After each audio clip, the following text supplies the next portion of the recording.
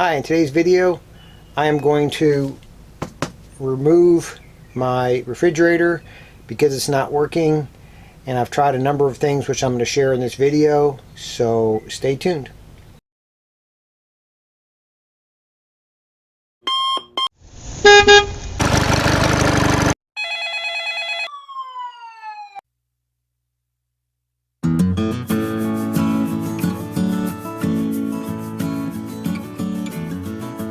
Now, some of the preliminary diagnostic testing that I've done was I checked the fuses, and it taught me how to use one of these. I had to research on how to check resistance using ohms. Yeah, good thing about when things break is you learn how to fix things, so now I know how to use this better.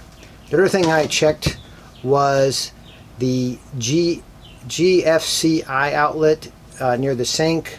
Another video I watched suggested that because there's power to the side of the RV, that maybe that was what the problem was. That's working because I plugged in a device, so I know that's working. I checked the microwave's getting power, the air conditioner works, and there's another plug outlet that I checked as well. That's working fine.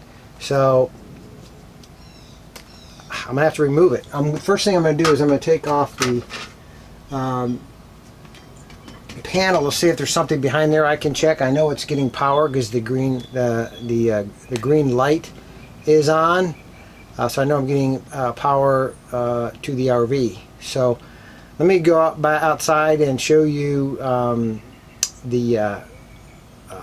how challenging this is for a small RV refrigerator. A lot of the videos have the big RV refrigerators, big panels, you can access everything. This one's frustrating, so let me show you. Alright, here's the challenge with this small opening. I can't get to anything. I can't figure out what board's back there, if there's bigger boards up higher. I can't get to anything. In fact, the cord, the plug, it plugs up somewhere up in there, way up. I can't even reach it. I know it's getting power, so one of the suggestions is unplug it and plug it back in, but because of that green light on the front of the refrigerator, I know I'm getting power. So one thing I think I'm going to have to do is, I think there's underneath this rubber here, there's a screw holding it, and then right here, I hope that's all I have to do to remove it. And then I know I'm going to have to remove the gas line.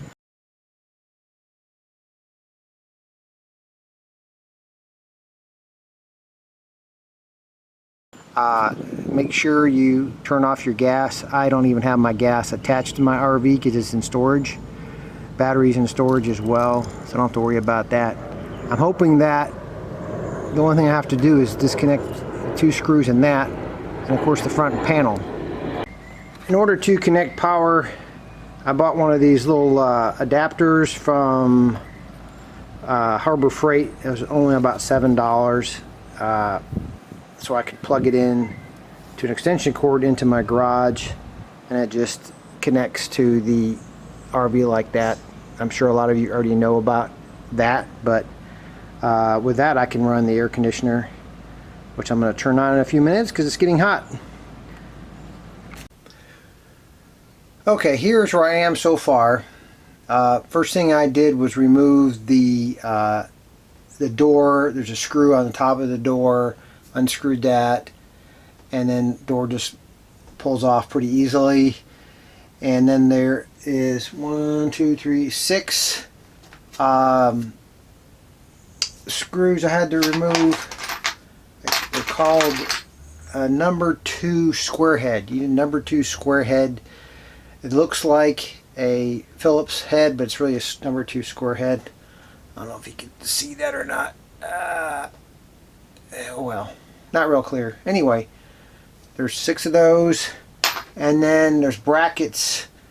There's 4 brackets, 8 bolts. I think they're 1/4 inch bolts. They hold the the door on. You can switch out the sides of the door you want. And then this is going to come off. I don't know if it's stuck or old or what the heck. Anyway, I got to get this thing off and then figure out how to get this off. So, next step. Okay, let me interrupt. What I did was, this doesn't just pop off. It's bolted down here. So you don't need to, well, you need to still remove the washers if you want to get to these things.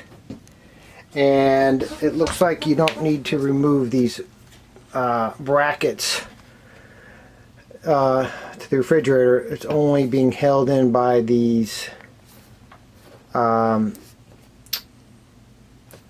screws, these square head screws. In the back, I went out and removed those two rubber gunk on top of the screws. There are two screws, the square head screws, and then I disconnected the gas line and shoved it forward. Now I'm going to pull it all the way out and figure out how to try to figure out maybe what's wrong with this thing. All these wires and stuff, so stay tuned. Well, I got the refrigerator out. It's not heavy. A couple things I've learned though is, one, first of all, there is the plug, so it's not very far up there, in case you're wondering. There's these wires here. They connect down here, but I pulled it and I pulled them out, so now I have to figure out to reconnect those, which wires go where. I also blew a fuse, but the power is still showing on the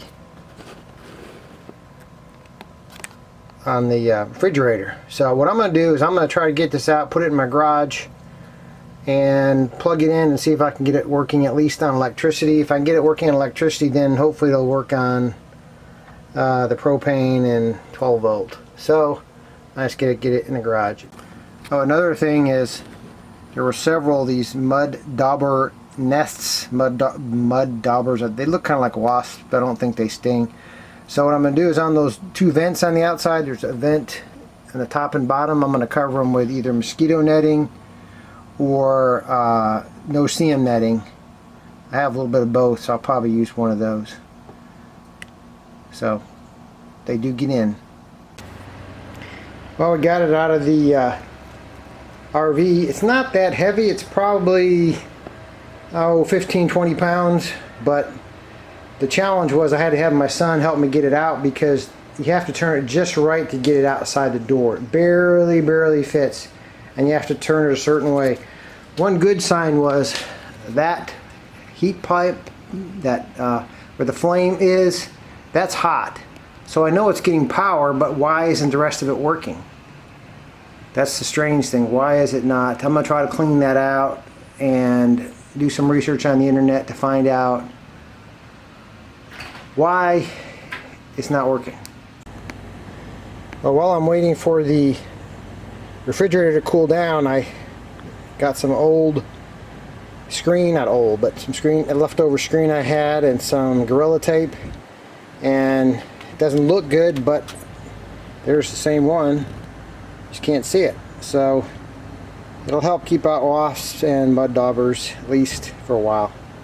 Okay, once this was cooled off, I removed this cover and I vacuumed out this area here, and I also used this little can of duster spray for like computers. This was not that dirty. I know that this flame down here can be impeded by spider webs and dust and so forth, but I'm currently not testing out the propane issue. So clean that out. I cleaned off all this dust on these coils, but I couldn't figure out why it wasn't working. This was getting hot. The heating element plugging into shore power was working, so if this was getting hot, either from the electric heating element or through a flame from the propane gas or 12 volt, why was it not cooling? So I did some research, and you know, there's a lot of chemicals in here, ammonia, I think hydrogen and water. There's a lot of chemicals in here, and if you don't use these RV refrigerators very often, the chemicals can kind of get stuck down here. So the recommendation was to turn it upside down for a week. Now the recommendation was for a whole week for older refrigerators. This was not that old. I turned it upside down. I could hear liquids in there, fluids in there. So I turned it upside down for about 24 hours. Flipped it back over. I reinstalled the door and I turned it on. And this was getting hot. And sure enough, over time these things started to get hot up here. So I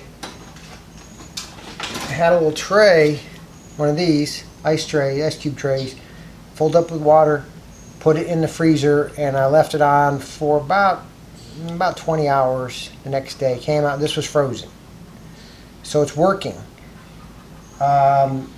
There was some condensation on the freezer door inside the refrigerator. I need to figure out what's causing that, but essentially it's fixed, at least from the shore power. Now I have to go and reinstall it, test it with the propane, and also test it with 12 volt. Now if this gets hot, it's going to work. So the key was this: the fluids in here settled down and just hadn't been used in probably at least a year, I'm thinking. So at least it's working now. That's a good thing. So now I need to go get it installed and test out the propane and the 12 volt. So stay tuned. Well, I've got some good news and some bad news. The good news is I reinstalled the refrigerator. It works on shore power, but it does not work on propane. I cannot get it to light. And I'm trying to figure out why the gas is not getting to the area where it's supposed to light. And I've done a lot of work on it already. I haven't figured it out yet, so I'm going to probably just do another video on all the different things I've done to try to get it to light on propane, assuming I can get it to work. So anyway, at least I hope you found this video useful in diagnosing your RV refrigerator. Obviously turning it upside down and letting all the fluids move around is what worked. So anyway, hope you enjoyed it. And if you haven't already subscribed, please subscribe below, and there's also a bell notification. Hit that, and the next time I upload a new video, you will be notified. So thank you for your time, and have a great day. Thanks.